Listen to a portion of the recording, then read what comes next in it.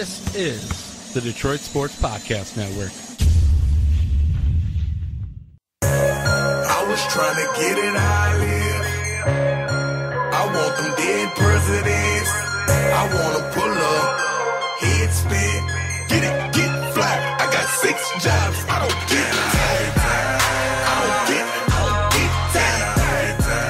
I don't get tired.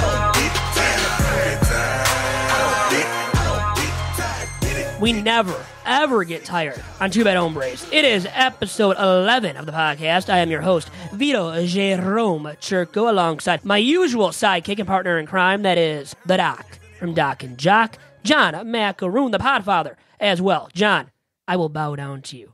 And how's it going? Great. Welcome to the weekend, Vito. Long week, man. I really celebrated my birthday a little bit too long, but hey, when it's your time every single year, you should honor yourself. You should have a good time. I had a great time celebrating my 38th birthday, probably one of the better birthdays I had. I enjoyed it all last weekend because I am a Pisces, and you know how it goes. Pisces know how to throw down and have a good old time. I wish I would know why you are that, and like what the signs are per month, or what is that called? Like I'm a Gemini. That's your horoscope. That's your horoscope. That's your sign. Sign, yeah, monthly sign, dependent on your birthday and when the birthday falls. Anyways, you're only 38? In my prime, enjoying myself. Still in your prime. Under 40. If you're under 40, right, you're still a young lad at heart, and you still have a young man's mentality. I'll give you that much, Doc. And how did you celebrate? You said you had a long birthday weekend. You really did. I saw a picture of you with Thomas Hearns, an interview subject coming up on Bad Hombres. You took a photo of him, and you were eating a bunch of what? Crab legs or something at a restaurant and living it up? Let me give you a review. Motor City Casino has a fine buffet, and let me tell you, Mondays is they have all-you-can-eat crab legs along with everything else that they provide at the all-you-can-eat buffet, and it was amazing. So, for me, I'm a guy that likes seafood, and every once in a while, maybe once every 6 months, you want to indulge a little bit. As you know, I failed my physical back in September. Utterly failed. You still remember that, right? No doubt about it. So when the doctor tells you, like, all your numbers are pretty bad, so I've been eating better. You see, I drink a lot more water. So what I've been doing is eating a lot of apples, a lot of salads. But on my birthday, I wanted to celebrate, so went down to Motor City, and, man, I indulged. On Monday morning, I ate light, very light, like an apple, went to the gym, had like a half of a peanut butter sandwich because I knew I was going to really eat a lot. And it was really great because you walk around the casino a little bit, and then I worked up an appetite, and I was really hungry. And there's no better way to eat a buffet is when you go out and you're really hungry. And I just chowed down on some crab legs. I must have had like 1.5 pounds. And they're pretty good. Motor City, I rank it up there. So I was there. All of a sudden, my wife's like, I think somebody's asking somebody behind you for a picture. I turn around and I'm like, come on. I'm like, Vito's been in contact with Thomas Hitman Hearns, and there's an opportunity to do some things with him. And there he was taking pictures. And I'm like, oh, okay, very neat. Let me show Vito what was going down. So I enjoyed myself Monday at the casino, and then I went off to Monday Night Raw. It was awesome. But on the day of my birthday, I decided I just want to do something fun for the kids, and I wanted them to be able to have fun. And at first, we were going to go to Dave & Buster's, but it became probably a little bit too hard logistically to plan how everyone's going to eat, what time. At a bowling alley, it's really easy. You can go hang out, order some pizza, and throw down and bowl, and we had a good time. And for me, that's what I want my birthday to be about in the near future for the next couple years. When I get a little bit older, hopefully I'm around for a long time, and I can celebrate my birthday for me later on in life. But for now, I got young kids. I got 3 young nephews and nieces, and the 5 kids get together. They enjoy themselves. So we bowled, and I bowled my average of 109, baby. It won the first game. That's all your average is? By the way, mine's probably pretty stinking around that 109 total, too. I'm not a strike bowler. I just throw the ball straight down the lane. I'm not trying to flick the ball down there. Do you know what you're doing when you're throwing it? Or you're just throwing it down I know how to the aim. Lane, too. I can throw it straight. Middle of the lane, then you try to throw it down? Not consistently. I can aim. I try, but sometimes it goes to the left, to the right, and, I can, in terms of if you look at a score, I can maybe get a strike once or twice in a frame and then 2 or 3 spares, and that's it. And then the problem is, though, like always, the throw after a spare, you got to get up there, and then it'll be a 1. It's like, come on, or a strike. You get a strike, and the next 2 are like 2-4. It doesn't do. Well, you're feeling good, but then it's a big time letdown. And I guess people that aren't the most athletic, and you know what? A lot of people that play tennis, I've really found this out too, Doc. I don't know if you have. A lot of tennis players just aren't the most athletically gifted in other aspects and other sports. And bowling, I guess, is a sport. We got to call it a sport. It's just something. I don't get a chance to do it enough. As you know, I'm working Did you hard. kind of realize why I'm saying it, though? I think you do, right? Yeah, of course. Listen, I don't need to prove myself to you. I realize. Oh, good. Well, I'm glad you're a confident man at 38. You shouldn't be having to prove yourself to a 23-year-old who's almost 24, by the way. But anyways. But for me, I have the utmost confidence in my athletic abilities. That is why I've taken on this endeavor of being more physically fit, trying to lose weight. But I'm going to tell you, though, there's nothing like being hungry and eating and just having a good time, celebrating, doing things you like, and to podcast, to go out to sporting events. Where you get lazy and you gain weight by doing all that, by not doing anything physically fit, because we're just sitting behind a mic, sitting here, gaining how many pounds per studio recording session? Think about it that way. Yeah, we are sedentary here sitting at the studio, but I had a good time with it, man. Listen. You got to live it up, and you ate it up. I eating ate those it up. crab legs. It was great. Are you a fan of seafood? I'm not the biggest fan. Now, what's your biggest seafood then? Gosh. Dinner. What's your, if you go out and get seafood, what are you getting? Oh my gosh, Vito, let me tell you something. If you've ever been to Vegas, the Rio has an unbelievable seafood buffet.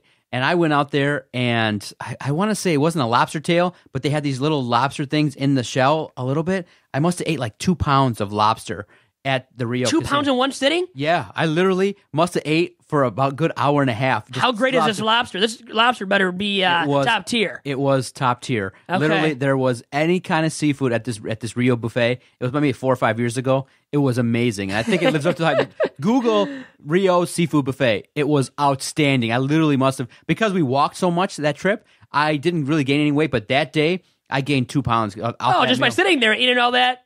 It was amazing. Did you dip it in something, into butter or a sauce, or was it just straight up lobster? That day, I probably dipped it into anything. Yeah, you were dipping it into every single thing you could, huh? It was amazing. It's just, I love it. Seafood buffets are great. There's great ones in town. Even if you're a fan of adult entertainment in town, I hear the Penthouse Club has amazing crab legs and an all-you-can-eat night for a reasonable price. So I'm a guy that likes to eat, and they say that strip club food is amazing in town. Have the best steak and food. I mean, really, does somebody go there for the steak? Though, when you go there for the steak, if you thought of the steak as A tier, top tier steak, would you go for it? If we want to get frisky, we could just go into the strip club and be like, we want to interview the chef, because we'll do a recording right then and there. We're big fans of the chef at their Players, Penthouse Club, Tycoons. We're fans of all that work. We're not really, the dancers are fine. It's nice. We can have a nice meal, but they can dance on our lap maybe once or twice. We're big fans of the cook. Can we talk to the cook? Who cooks this delicious food?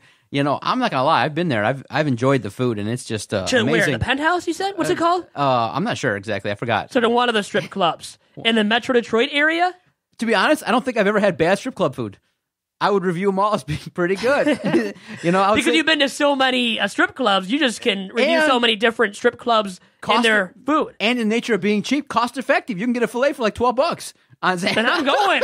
I'm going to save some money if it's cost efficient like that, man. I'm making peanuts here. I got to start going. Like anything, Vito, Google it. And you can find out a lot. So now I have found out through this podcast, and everybody else has it, you have frequented some strip clubs in your past. Now, not currently. In my younger days. Not in recent memory, like 15, 20 years ago. In my you were about my truly age. bad hombre days. No doubt about it. Bad days. Now, you know what? We don't want to see the strippers, too, like you said. Let's put a bag, like a brown bag over their face. We don't want to see them nude at all either. Put on your clothing. We're there for the steak and solely the steak and to interview the chef. That's it. We just want to go do research and interview the chef and to talk about why is it that strip club food is really good. Why don't you cook this somewhere else at like a restaurant, a fine dining establishment, right? There you go. Have to find that out as well. And my weekend, it consisted of watching Logan, a movie about Wolverine from X-Men. And so many movies have been made about X-Men. And Wolverine has had his own series spawned from the X-Men series. And started off as a comic, I believe, was a kid show that I watched. My brother and I did growing up. And I went with my brother. We hung out Saturday night and went to the movie theater at Partridge Creek in Clinton Township and watched Logan. And I give it, now on a scale of 1 to 5 stars, I would give it 4. At least 4, maybe even 4.5 stars. And I guess on a scale of 1 to 10, my brother said an 8. I would say maybe even an 8.5. I think it was that good. And a spoiler alert here. If you don't want to hear this, it's a spoiler alert. Wolverine doesn't make it. I think it's the finale in the series of movies specifically about Wolverine, his character. Might be the last one ever to about X-Men. And if it is, it was a very good way in which they ended the series of X-Men movies. Oh, really? Okay. Set the scene. I'm not going to probably go see it. I think, the first X-Men movie. After that, I'm just not really into the sci-fi, comic book movies here and there. I know Deadpool was really rated very high. I think that probably will be the next one that I see. Set the scene. What's it about? And take me through it. What makes it a good movie? Why'd you rate it a 4? By the way, Deadpool, they showed it at the very beginning of the movie. And after all the previews, so it looked like we were in the wrong movie theater. Dominic and I thought that at first.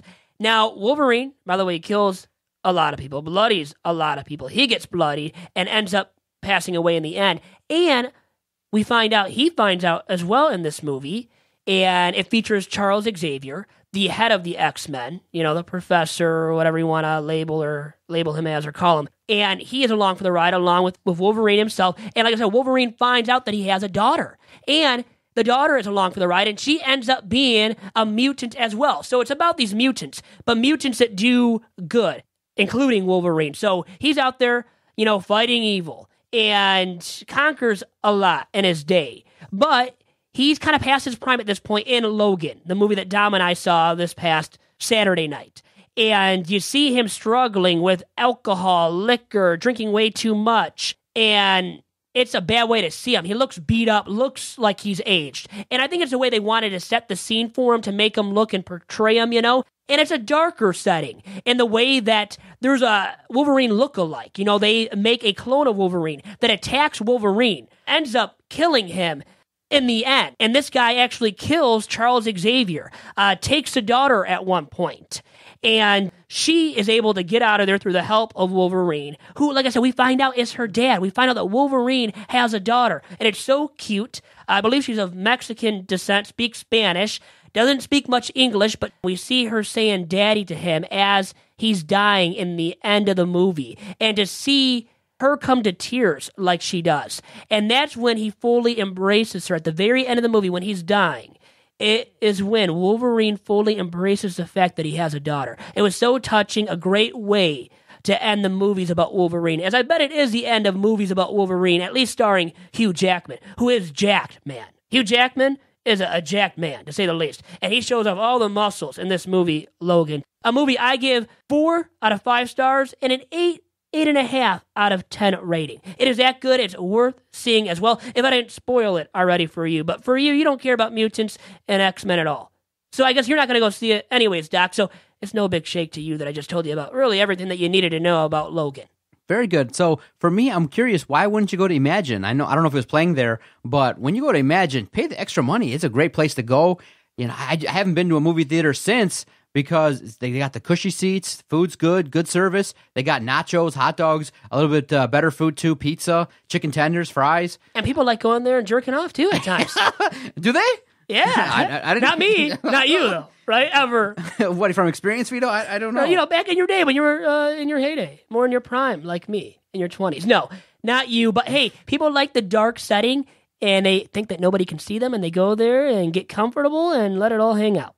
And probably let a little bit too much to hang out. The good thing is, I've never seen that in public. That'd be good. I've seen people make people out. Do it. I can't believe people actually do that in public, Doc. You can't find a room in your own house, right? No, or in your car. Use your vehicle. I know it's meant to drive you places, but man, if you really don't feel comfortable in your own home, do it in your vehicle. Yeah, Vito. Right? Let me tell you something. I know you shifted to this. Maybe it's something that we could talk about, because I know I'm a psychologist. You might be a little bit sexually repressed to bring this kind of subject to the table. But I want to talk to you about the fact is you went to, you said you went to MJR? MJR at Partridge Creek. And no. Hey, I've been, by the way, you Bad Hombre, I've been to Emagine Theater. There's one in Royal Oak. Beautiful. They've got the bar there, the bowling alley in Royal Oak, right by Top Cat Sales. Lovely Top Cat Sales in downtown Royal Oak. So I've been to Emagine. I've frequented more than, I think, one Emagine, too. And that one in Royal Oak is very nice. Once you go to Emagine, I cannot think about going to anywhere else. I really haven't been back because you want the highest end of everything. It's nice. You want the red carpet rolled out for you, and you get that at Emagine, I guess. I do, Vito. And it's one of those things where you look at it and you say, hey, it's a great place. It's good food, good quality. Why would I go anywhere else? Well, they've got the bar at MJR now. Some people like drinking the beer they can get at these, movie theaters now. So it's an attraction to, the adults, I guess, that do frequent these theaters. So you can bring the beer, by the way, into the movie theater too with you. You can watch the movie with a thing of Corona. Like I got a Corona, by the way, at MJR this past Saturday night. Drank that freely, felt good, was in a good mood, watched the movie, watched a great movie. Like I said, it was a great night overall with Dom. And I get your point though too. Your take here is that Emagine is better than MJR's. MJR's have tried to keep up with the times. You know, they're changing their ways, adding these bars, and like they have these lounge chairs, by the way, now that Emagine had at first, so you could lounge in and maybe get off in. But anyways, Emagine is better. Okay, I'll give you that. If you were really trying to compare the two, Emagine is better, but MJR is much better now than you think. It's probably only a hair or two behind Emagine at this point, in my opinion. And I went there. I went to the one at Partridge Creek because it's close to home, by the way. I live in Clinton Township on 16 Mile Moravian. Don't come trying to break into my house. You've been there now, Doc. You try to break in, or actually just pick me up. But please, nobody out there try to break into my home. All right, speaking of your home, finally, Vito, finally, I got to see, which I'm surprised you didn't really tag me in it, I don't think, but it was very cool. I know you're representing the Valiant brand. Yes. But I was just scrolling through Twitter, as I like to do, and one tweet came up, and I'm like, wait a minute, because I have you as a VIP in my follower list, and I get to see when your tweets pop up, as I would say, your notifications are turned on, and I get to see what you tweet about and stuff like that, being that you have a lot of great insight and a lot of great content that you write about across the various platforms where you are available. And I saw it. It was awesome. I was like, there it is. You finally got the Valiant brand jacket, and take me through it when you got it. Now, to set the scene, you know, we've talked about it before on other podcasts that you've done. You're affiliated with Top Cat. You're affiliated with the Valiant brand. And I know that Valiant has supplied, you know, this jacket to other esteemed Michigan alums like John Jansen, former Michigan lineman. And I said, okay. And you told me, like, yeah, they're actually going to create one for me. I'm like, perfect. You can wear it to the studio, which you're not today. Okay, I'm a little confused. But you are going to be featured, and you're going to have one custom made with Yes, the sir. M. And I'm like, wait a minute. You're a guy that has strong ties to Michigan, being that you've covered them, and you've been out to the Big House on several occasions, and I've seen you in tailgates with the Michigan folks out there, and you're somebody that's a very important person, and boom, there it was. You took some pictures, and I must say, you know, I didn't think that you had that model quality to you, but why on earth were you posing like that? Because I love to pose when I get the chance to pose, and I did it all for free. All for free. No, But why would Big you reveal Vito that? is styling and profiling now, baby. So I got to don the Big Vito look with the Valiant Block M, and I think it's a nice suit jacket, isn't it? Looks good on me, and yeah, I lived it up. And was it a little bit weird or awkward for you to look at, Doc? But I guess I'm not trying to attract you. I'm happily married. Well, you are. Oh, you are. Okay. No, I'm not trying to attract everybody. Some people won't like it, is what I mean. It won't be appealing to everybody, but I was glad to promote the Valiant brand as I work for Top Cat, and Valiant is a new product line for my boss at Top Cat Sales, which is John Wangler. And I will be frequenting some tailgates probably in the future once again, as I have in the past, maybe even donning that very suit jacket, so which I think is stylish on me, and it was customized, as you said, customly made for me, and you don't just get that any day of the week. So I guess I am a very important person now without really being a very important person, or a U of M alum, by the way, too. Did they ask you, like, hey, would you like one? Or they said, hey, we think that there's an opportunity because of your affiliation with a popular podcast network to go out there and don it and put it on and showcase it? Or how did it come about? Did you ask, or how did you come about to? The popularity of this podcast network is just so darn sky high. Actually, it is, realistically. How many followers do we have now? We can talk about that in a second. We do have a ton of followers. Approaching 39,000. That's impressive. So I think I got the suit jacket just because I asked. It was actually it came down to that because I work at Top Cat, and they wanted me to look good, look stylish. And now I think I am with that suit jacket, which I'm getting hemmed. So actually the sleeves aren't correctly the way they should be right now. But hey, you're going to have that issue maybe. I can't be choosy, right? You know, so I got something for free. I can't be choosy about it. Okay, so you said it was custom fit, custom Yes, made. sir. There's only one of this One jacket. of what? You know what? Well, yes, of my size, particular size. Now they're making some youth shirts or youth product. I don't think youth suit jackets, though. By the way, though, another little person. Now this guy is smaller than me, mini me. You know him from Austin Powers, right? Vern Troyer is the name of the actor. He got a suit jacket, personally styled for himself. That's nice. So the first thing that everyone's going to ask about is, did the tailor check your inseam properly? Did he go up your leg? He went up there. He touched every single body, every single body part. Well, first and of all, every single. what we all was joke it? Uncle Tino that was doing the tailoring there for you? He actually has me call it's called Chester's or Chester. I think Chester's menswear. Chester the Chester Monster. You think of that right away. He tells me to call him Uncle Steve. I don't think he's of the Italian descent. But I also, Vito, sometimes I do Uncle call him. Steve. Sometimes I do call him Uncle Chester the Molester. But you could get around and say that about. But he's not even that type of guy, and it's just Chester. Wait, his name is Chester Menswear, I think. But call me Uncle Steve. He does, yeah. I don't know what his name is. He tells me to call him Uncle Steve. I don't know what the heck the guy's name is. But I go in there so often for my jeans, for shirts, jackets, like another suit jacket in the past that he knows me. When I walk in, he knows who I am. And he just has me call him Uncle Steve. I don't even know if that's his name. I guess his name is Steve. I probably should have learned that a long time ago.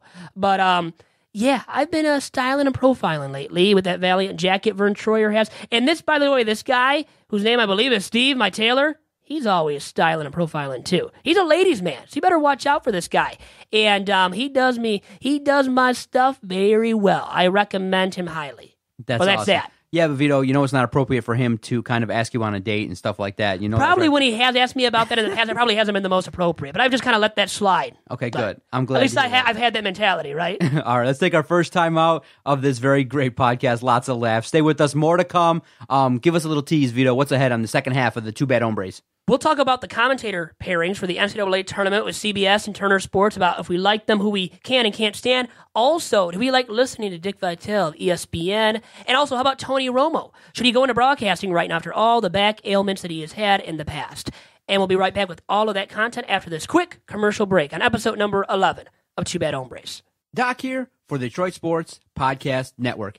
Thank you for your continued support and allowing us to keep the studio lights on, the microphones hot here at the Detroit Sports Podcast Network. If you like what you're listening to, you like the variety of podcasts that you hear, definitely check out our website, DetroitSportsPodcast.com. That's the easiest way to support us. You get all the news from the network. You can check out the work from Vito, myself, all the guys that are putting out great content almost each and every day. And hey, if you're prone to shop online, click through that Amazon banner, go about your business, shop, and then when you're on that Amazon page, just bookmark it. Anytime at all that you make an online purchase, it kicks us back a little something and helps us keep this project going. We've been going strong since 2013, and that's been largely due to the support of our supporters, and we greatly appreciate it. DetroitSportsPodcast.com.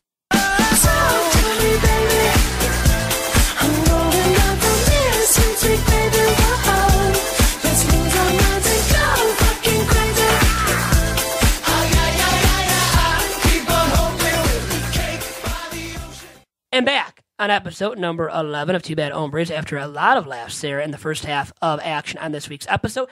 And Doc, we know we have to get into the broadcast pairings for Turner Sports and CBS for the NCAA tournament. Always fun to watch, and our brackets probably will be busted at some point. Oh, you filled out one on the Motor City Sports Rant this week. I will be filling out one, I think, in a rather short amount of time. But what else did you want to say before we get into that discussion on this week too, Doc? No, I just wanted to say that it's very important that you have a great tailor. And whenever it is important, you're right. Yeah, and in all seriousnness, when you have somebody that checks your inseam, if you feel something go, inappropriately, definitely do not accept it, because there are some weird tailors out there, and they I'm just joking around. But not at Chester Menswear, okay? No. So you better right, exactly. I wanted to clarify that for you. Yes. So Chester's Menswear, I don't even know what the name is properly. It is Chester's Menswear. And the guy there, Steve or no Steve, he has me call him Uncle Steve, but he's all about does he doing it appropriately. Does he do other work as well? He could help you out. No, I want to be a sponsor. If you need a tailor. Here we go. A sponsorship opportunity. He likes me. He thinks I'm the man and the dude, and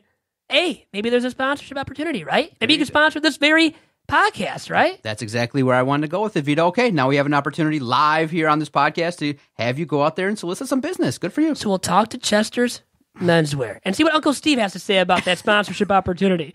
Don't you like how he has me call him Uncle Steve? Fun. That's very funny. That is funny. Stuff. And we have some commentators that we probably could laugh about, too, that are commentating this year for the NCAA tournament through CBS and Turner Sports, which has been a combined now, a collaboration between the two for a while in calling March Madness and the NCAA tournament specifically. See, Vito, for me, I know that there's, a lot of great commentators. For me, I don't really pay attention to them all that much. No, I don't. No, not too much. I like Kevin Harlan, what he does on the football field. I liked what he did earlier this year. The clip with the guy running on the field, that was Kevin really Harlan's cool to see. Great. Yep. I like Gus Johnson. I like the way he calls soccer Brings games. a fire. Being that now not with soccer, by the way. He doesn't do soccer anymore. He left himself. He didn't get canned, but from Fox Sports, they were trying an American voice.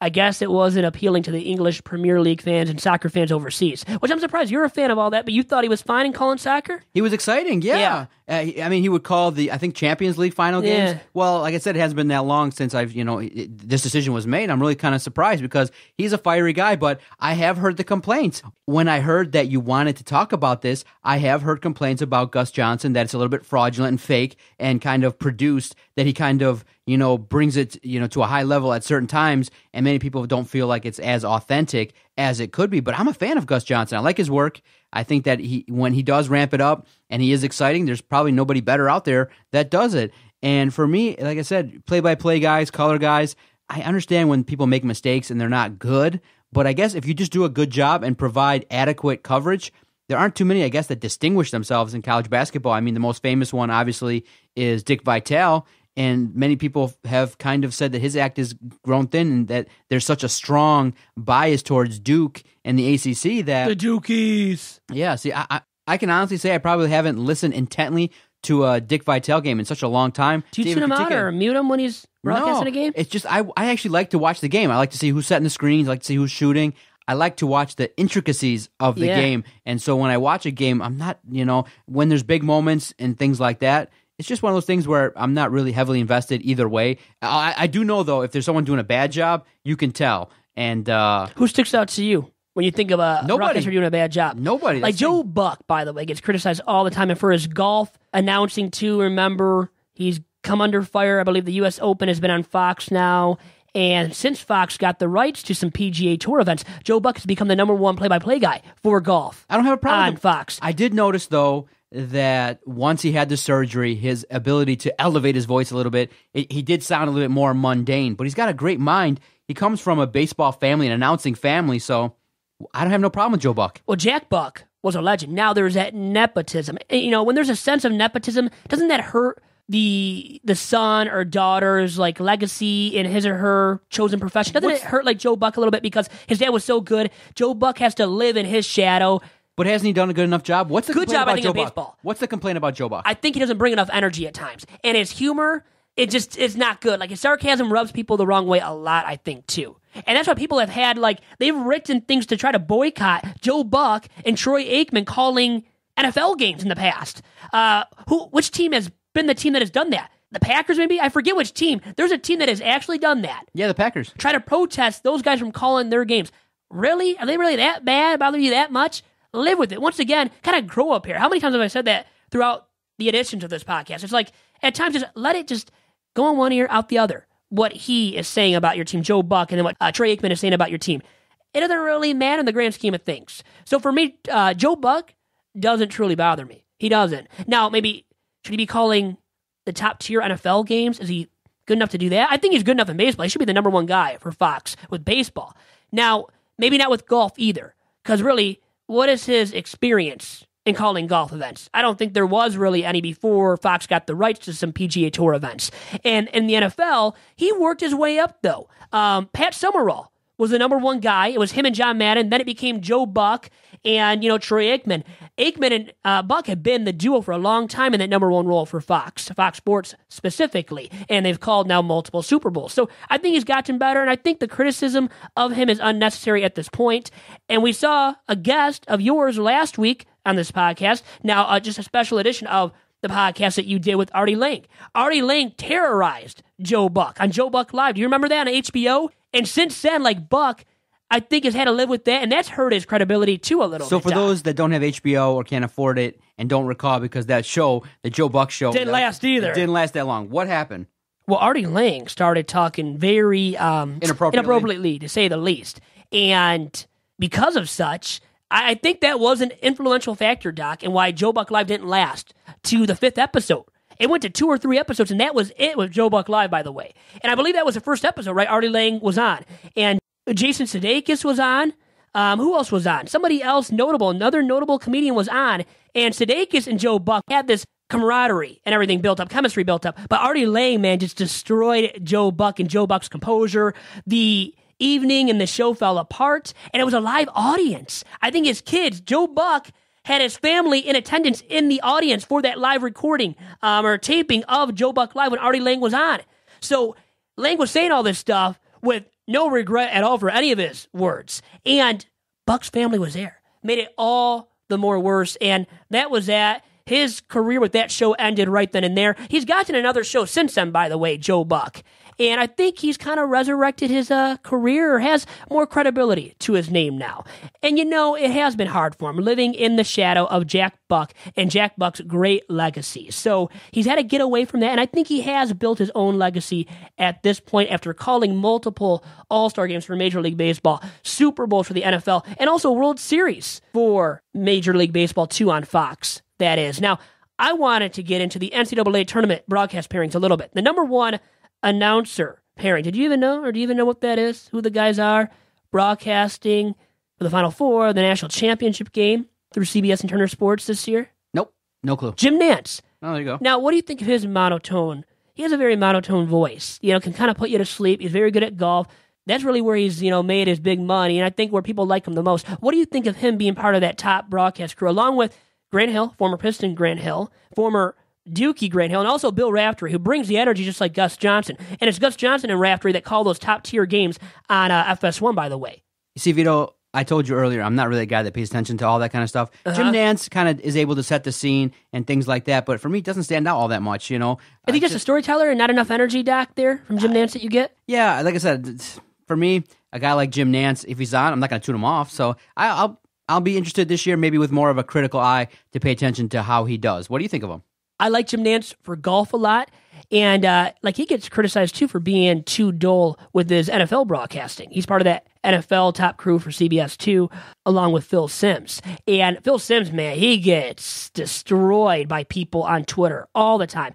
And he might be a little bit overrated or past his prime at this point. Jim Nantz is still throwing his fastball enough to be the top broadcaster for all of CBS Sports' top-tier sports properties. And you know what's happening So I think now? He's deserving of that number one broadcast job. And it's an interesting time, too, because we're in that age where some people are retiring. And there was one guy that retired that I will talk about, Vern Lundquist.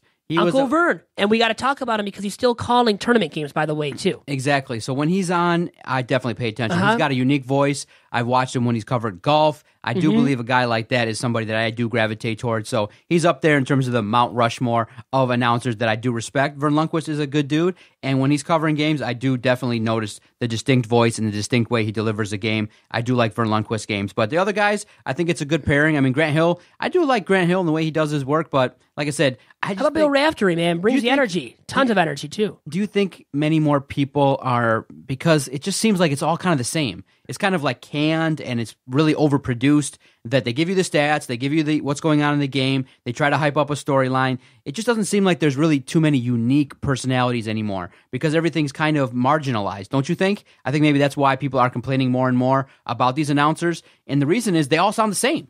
It's just like the same thing over and over, talking about the game, talking about a storyline, trying to come up with that one or two phrases that's going to make them famous, and they go from there. So there aren't really too many people that stand out because what happens is, and there's a reason why I believe that happens, is if you let somebody become a superstar like a Dick Vitale or a Vern Lundquist or a Jim Nantz, then the network has to pay them big bucks. And they don't want to do that. Like for me, the reason why I keep you around is I don't want to let you elevate to the point of... Well, yeah, because you're not paying me anything, so it's good to keep me around. Yeah, exactly. Makes it easy for you. Exactly the point that I want to make is that everybody sounds the same that's covering these games, and they don't want anybody to elevate to the level of a superstar so that the networks don't have to pay them and take care of the bottom line. And so that's why I think that the field of broadcasting maybe hasn't elevated in the likes than many more people are complaining. Am I wrong? I think there is some logic with that statement. I think, ESPN for a while with its SportsCenter anchors didn't want anybody with a strong personality because of the big show of Dan Patrick, Keith Olbermann, Chris Berman. They didn't want another Berman. And then Patrick and Olbermann came along, did the big show, I believe at 11 o'clock, weeknights on ESPN. They became a great pairing, one of the best pairings all time in SportsCenter history. But back to the broadcast pairings a little bit here. And the number one broadcast booth consists of Jim Nantz, Grant Hill, and Bill Raftery. Raftery was long deserving of that top-tier broadcasting gig to call the Final Four and the national championship game for CBS and Turner Sports, and was part of the CBS broadcast crew for these tournament games for a long, long time with Uncle Vern Lundquist. They were a great duo, a guy that you like in Vern, and then Raftery, a guy that I like and a lot of college basketball fans like. And not even if you're an aficionado, but just a fair weather college basketball fan, because he's always brought the energy, and he's been around the game, Raft. and he gets called Raft. He's been around the game Raftery for a long, long time. Really a true basketball lifer. Now, another analyst that I like. Now, he's very deserving, and I think that's a very capable number one broadcast booth for the tournament and duration of it. I think another broadcaster to bring up that's a very kind of accomplished guy and respectable in this profession is Chris Webber, a former member of the Fab Five at the University of Michigan. I like the energy and the analysis that he brings to games as well. I think he's very good in both the studio, as he's been used in the studio by like NBA TV, even TNT on occasion, subbing in for Charles Barkley or Kenny the Jet Smith or Shaq. And then he's very good in the broadcast booth. He's used a lot of times now as part of the number one commentator team for TNT for its NBA action with Marv Albert. So Marv Albert and C-Web call a lot of games together, and C-Web and him are a very good duo. And then you go down the list of broadcast pairings here, and you have Uncle Vern, as you said. Very good. Top-notch guy, retired from the SEC football on CBS, calling those games with Gary Danielson. He retired from that, but still calling this tournament this year. And Kevin Harlan, who you brought up before. Harlan, another very capable guy, who's the number 2 for the NBA on TNT, right behind Marv Albert. And I would have to believe that once Marv Albert does step aside from broadcasting, that Harlan will step up and become the number 1 play-by-play guy for the NBA on TNT.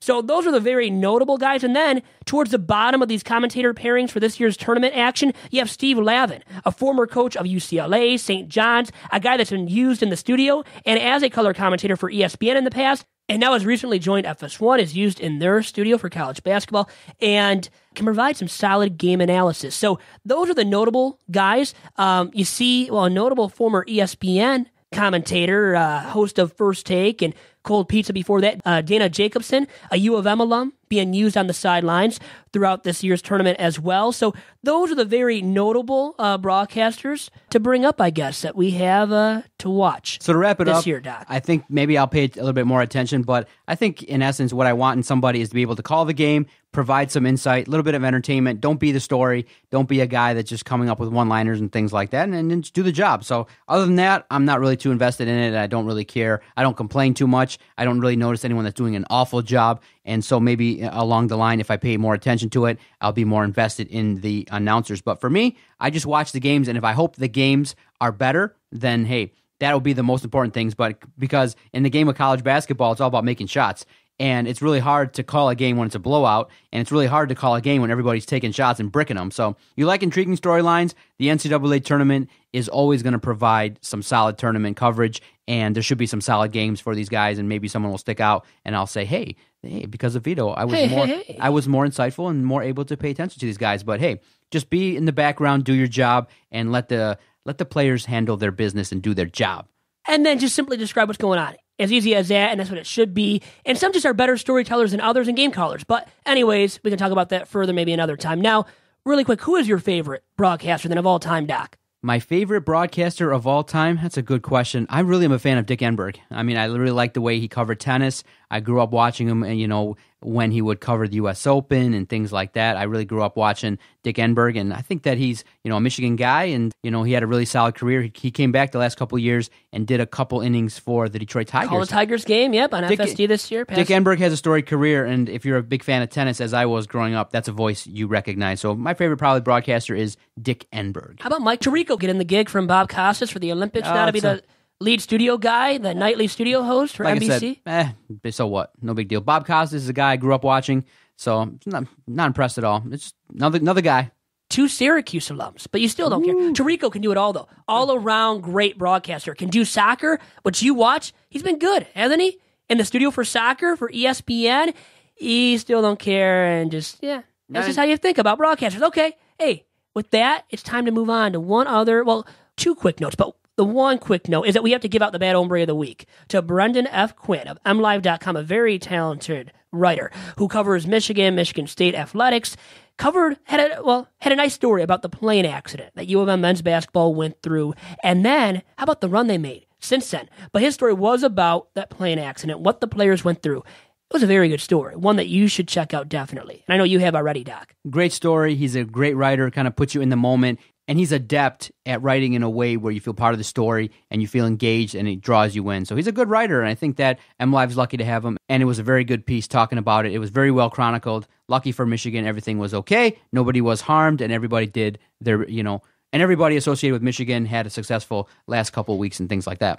Then they won the Big Ten tournament. Nobody saw that coming. As an 8 seed, the lowest seed ever to win the Big Ten tournament, from my knowledge. And then they're a 7 seed now in the NCAA tournament, facing Oklahoma State in round 1. We'll see if they get out of that. Now, will they make a run in the NCAA tournament, Doc? I think it might be tough. As this drops, they might be already eliminated by Oklahoma State. But when you hear a story like that, I think that Derek Walton might carry that team. So I will say yes. He can score, and usually it's guard-driven for these teams to make runs, as we saw with Trey Burke in U of M. Now, really quick, Tony Romo to end this week's discussion of sports and pop culture topics. Romo right now is being considered as, a starting QB for the Texans. It looks like he wants to play there or with the Broncos. The Broncos, according to John Elway, aren't going after him. Now, there's also this rumor that was spread by Adam Schefter, a guy that's very knowledgeable on the inner circle of everything NFL related. He said that Fox potentially is interested in going after him to become the replacement for John Lynch as the number 2 color commentator for the NFL on Fox. Now, if you were Tony Romo at age 36 with numerous back ailments already and multiple back surgeries as well, with that being said, would you keep playing or would you go into the broadcast booth where it's very smooth sailing, The wisest minds in football have already noted it, and I've definitely gravitated towards it. If you can't stay healthy playing for the Dallas Cowboys, and they got the greatest offensive line probably in the NFL, what are you going to do when you go to a Denver team? What are you going to do when you go to a Houston team and their offensive line isn't that good? The last couple of years, anytime he's been hit, he's been injured. So take the money and run. Give up this dream of winning. You aren't a Super Bowl caliber quarterback. You were a very good quarterback. You played for an organization that many people respect and were called America's team. Now they've fallen off under the tutelage of Jerry Jones in the last several years, and they haven't been able at all to get back to the level of success that they once had. Stay out. Get out of the game right now. But he's a competitor. It's not going to happen. It's a moot point. He's going to be offered great opportunities. It'll still be there. I think that he's going to play 1 year in Houston, Denver, wherever he ends up, going to try to retain the glory. You just can't give it up. And when a guy like that is so competitive, you just can't say, hey, give it up. He's got that competitive gene in him. It's not like you and I just sitting here bloviating about it. He is a real serious competitor, and his livelihood is dependent on it because he's not also looking at the opportunities outside of football. He's looking at, hey, in 2 years after playing, if I have success, I can earn a big money deal. And why turn that down? So we're talking about it. I do think that he should definitely quit, retire from the NFL, and be around for your family. But it looks like he's going to go forward and play NFL football. And then who's the better fit, the Broncos or the Texans? I think the Texans probably are a better fit right now in that they have an established defense. And all I can say is one name, J.J. Watt. I want to play That's all with you him. have to say. J.J. SWAT machine right there. I want to play with when J.J. he's healthy, Watt. you want to play with him because that defense is more than capable. Now, so is the Broncos. But who just retired? DeMarcus Ware just retired from the Broncos. So that's a big loss right there for that defensive unit of the Broncos. And another player that retired too, Jordan Cameron, came out and said that, hey, I got too many concussions, and it's one of those things where I don't want to risk my future. And again, me and Adam have talked about it on the Doc and Jock podcast. More and more players, because of the money in football, can get a lump sum of cash, play a couple of years, they get dinged up, they're going to be out. And I said it, that this was going to be a recurring pattern, that a lot more players were going to retire early, and it's really something to look at. This is like the very beginning stages of it, but the future of football is in jeopardy because where are you going to find more talent? Parents don't want their kids to play anymore. The ones that are playing football are retiring early because of the fact that it's just a violent sport. There's bigger, stronger athletes. It's a story that we're going to be looking at in the next 5 to 10 years. Where are the athletes going to come from to play football as more and more parents wake up and realize, ooh, I'd rather have my kid play baseball, guaranteed money. He can bang his arm and whatever happens to him, he gets his check. Football, he falls out of favor with the organization. He's here today, gone tomorrow. So it's one of those things where a guy like Tony Romo, to tie this together, should be forced by his family to retire because he's risking damage that is unnecessary for him to take. He's got his money. Go out there and, have a sustainable life. It's about your post-football life, post-professional sports career to life. What is that going to be like? You keep playing and getting injured, well, it's not going to be as good as it probably could be. So there's that factor of Tony Romo that he should be considering. Really quick, Major League Baseball, there are injuries, though, in that sport, too. I know it's less high collision or high impact of a sport, but still, one injury to a pitcher's arm, the throwing arm of that pitcher, and he's done for good maybe. Now, lefties, though, can sustain productivity for a long time and a relief role. So there is that with Major League Baseball. But with the NFL, you see former players, telling their sons not to even play the sport. That's how dangerous it has truly become. And, Doc, with that, thank you much for this week's episode of Two Bad Hombres. And to everybody tuning in, thank you much as well. And tune into next week's episode. Also, guys, have a great weekend. See everybody next time. See ya. I was trying to get it out.